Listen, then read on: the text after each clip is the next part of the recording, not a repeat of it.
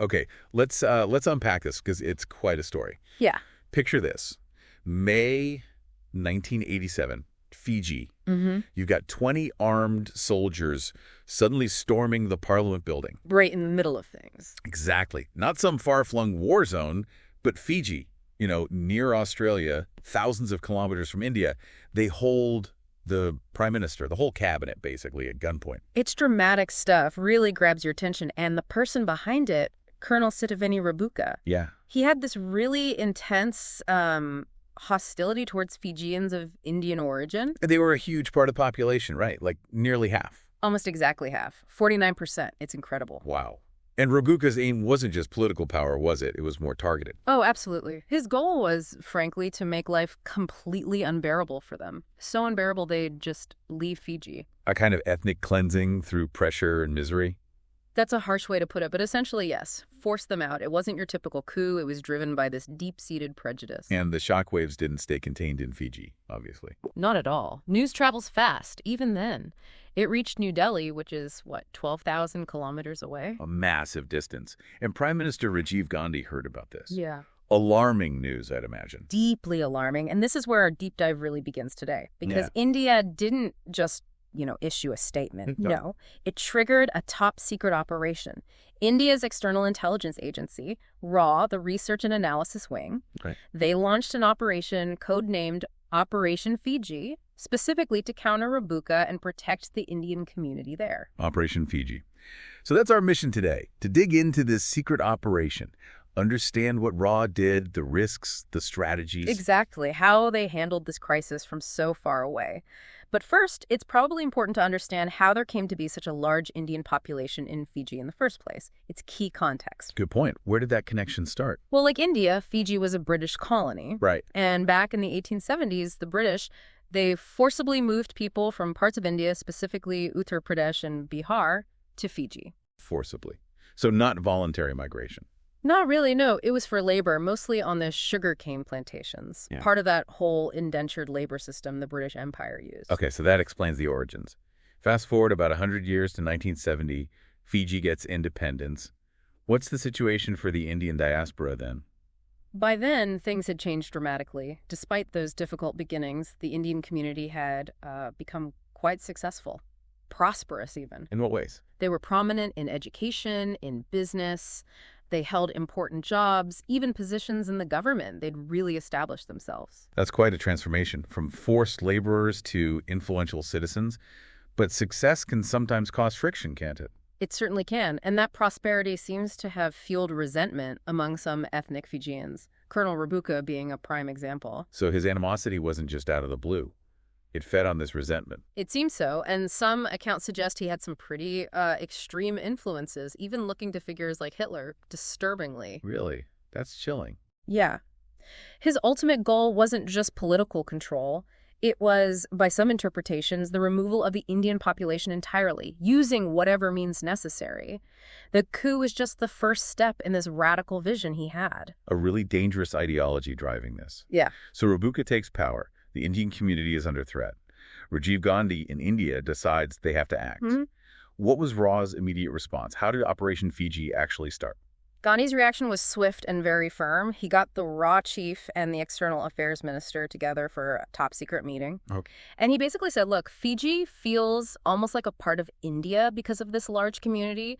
We cannot tolerate this kind of injustice against people of Indian origin. Strong words. Absolutely. He gave RAW a massive task. Remove Rabuka, restore democracy, protect the diaspora. Wow, that's huge.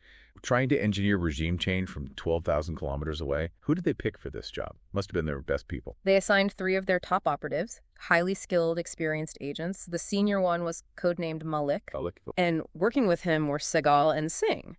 These guys were pros, used to complex, high-stakes, covert ops. Just 3 agents for such a massive task. Well, the core team, yes. Obviously, they'd have support networks, but these were the key players on the ground, so to speak. So what was their initial game plan? How do you even begin something like that? It was a multi-pronged approach initially. Malik was overseeing everything, the strategic mind. Right. Sehgal was tasked with the psychological warfare side. using media, working with international bodies like the UN, trying to build pressure on Rabuka for elections. So sort of an information and diplomatic campaign, trying to isolate him. Exactly. Build opposition both inside Fiji and internationally. Make his position untenable. And Singh, what was his role? Singh had the job of undermining Rabuka from within, trying to find people close to Rabuka in his government or military and turn them against him. Ah, the internal approach. Find the cracks in his support. Precisely. If you can erode his power base from the inside, he becomes much weaker. Risky, but potentially very effective. Divide and conquer, essentially. And Malik pulling the strings. I heard there was an important meeting in Australia, Sydney. Yes, that Sydney meeting was crucial. Very low-key, apparently just in a normal bungalow. Under the radar. Completely.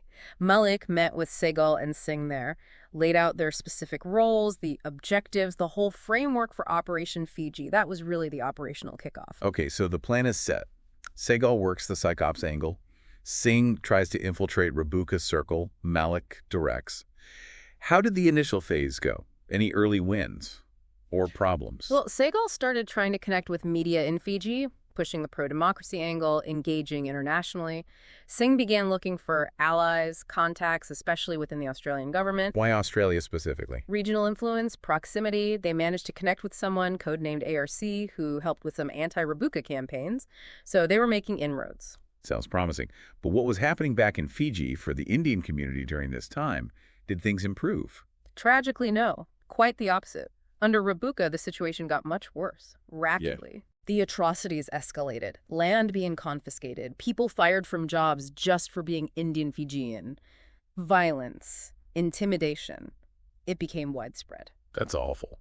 And worse, Rabuka was pushing ahead with plans to change the constitution, to basically strip Indian Fijians of their voting rights, make them second-class citizens officially. Creating a climate of fear, solidifying discrimination into law. Exactly. A really desperate situation for nearly half the population. So, with things getting so bad so quickly, did RAW stick to that initial plan, the psychops and gradual undermining, or did they have to change tack? They had to adapt. Malik realized the situation was deteriorating too fast. The violence, the constitutional changes, the indirect approach wasn't going to be enough or quick enough to prevent disaster. So waiting for pressure to build wasn't an option anymore. It seemed not. He decided they needed a more direct approach, something to dismantle Rabuka's power structure more, well, forcefully. More direct. That sounds like a major shift. More dangerous, too. What did that entail? The focus shifted heavily onto Singh's mission, penetrating Rabuka's inner circle. But now the goal was bolder. Find a high-ranking official, someone inside the regime. Someone willing to betray Rabuka. Exactly, someone deeply unhappy with Rabuka, but also in a position of influence and, crucially, willing to actively work against him. A huge risk finding and recruiting someone like that. Did they find someone? Was that even possible? They did. They identified a senior officer. Let's call him Philip. Philip? Okay. What was his deal? He was pretty high up in Rabuka's regime, but apparently he hated Rabuka's methods, really disliked the autocracy. Plus, he had a personal motive. Wow. He desperately wanted to move to Australia, start a new life, but he didn't have the money. Needed significant funds. So a mix of political discontent and personal aspiration. A potential lever for RAW. How did Singh make contact? Must have been delicate. Very delicate. Singh arranged a meeting, again in Australia, made it look like a casual encounter, maybe a coffee shop. Low profile. Yes. Started talking, eventually steered it towards Philip's dream of moving to Australia, the financial hurdles. Then, carefully, Singh made an offer.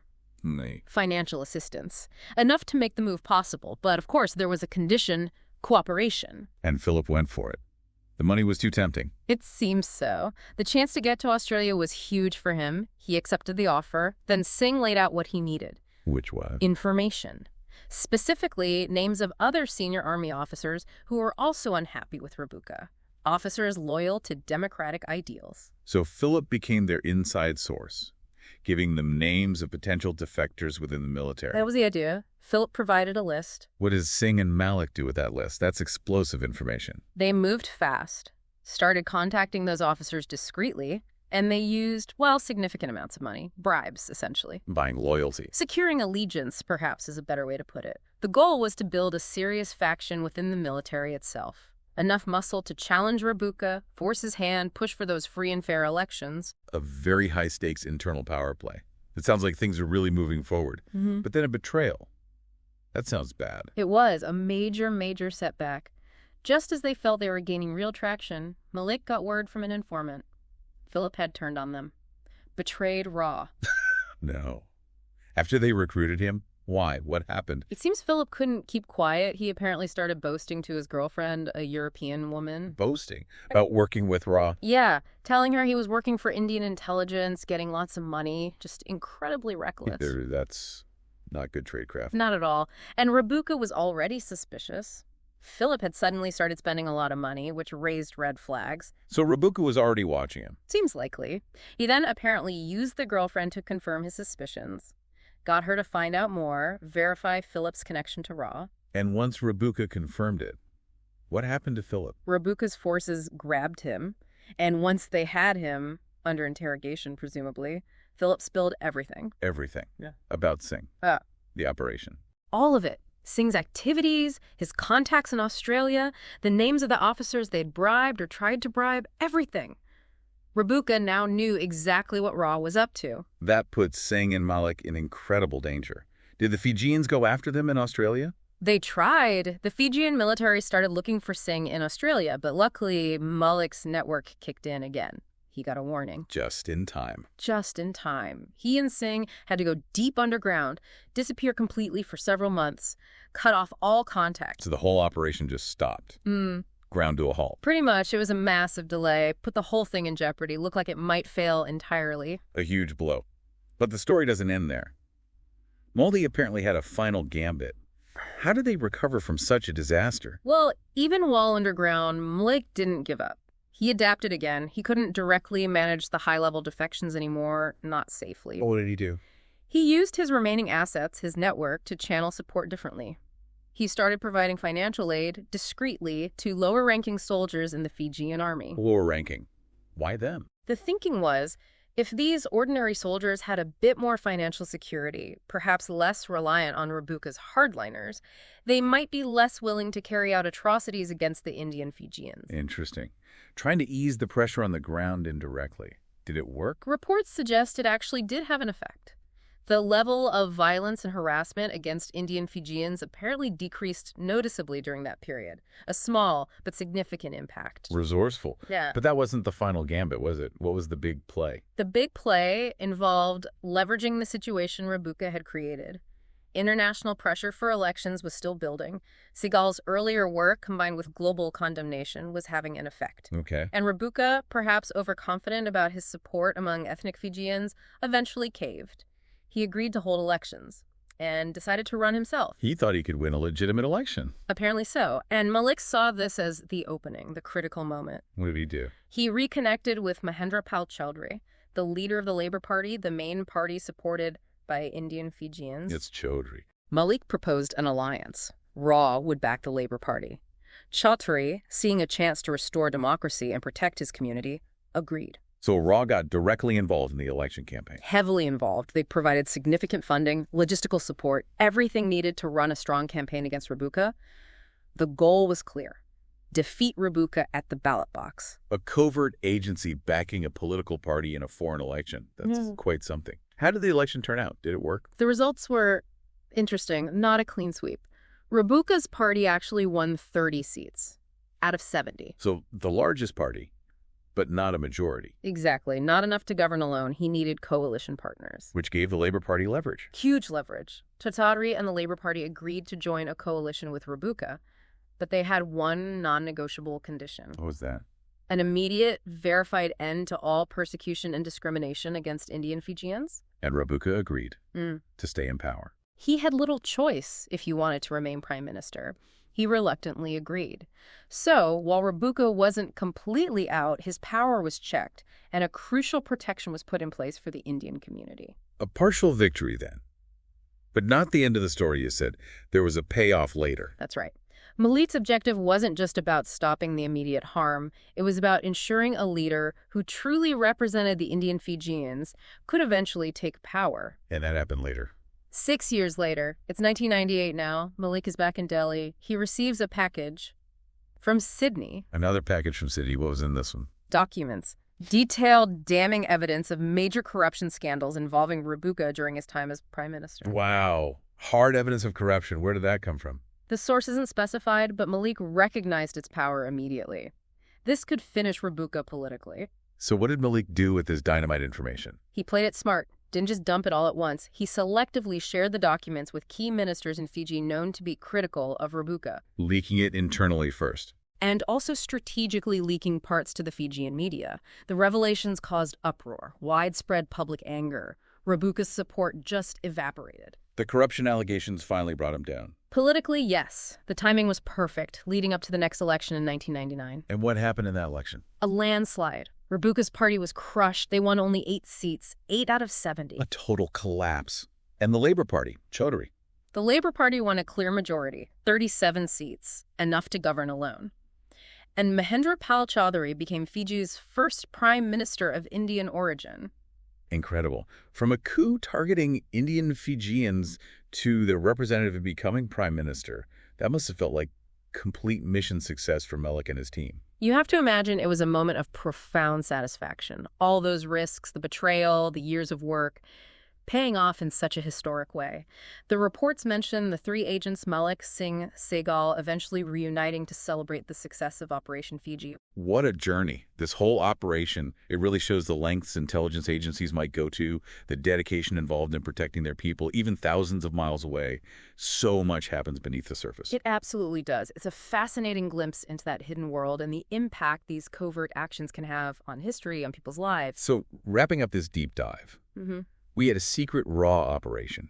Just 3 key agents navigating this incredibly complex crisis in Fiji. They faced setbacks, betrayals. Huge ones. But ultimately, through persistence and adapting their strategy, they managed to counter a hostile regime, protect the Indian diaspora, and in the end pave the way for a truly historic political shift. Yeah, Rabuka's power was broken and Mahendra Pal Chaudhry took office. Operation Fiji achieved its long-term goal, a remarkable outcome. It really is. And it leaves us with a final thought, doesn't it? If this kind of major covert operation could happen in response to events in Fiji, shaping its future, how many other historical turning points might have similar hidden stories behind them? What does it tell us about how interconnected global events really are, and the unseen forces that can be triggered by crises in seemingly distant places? Something to think about.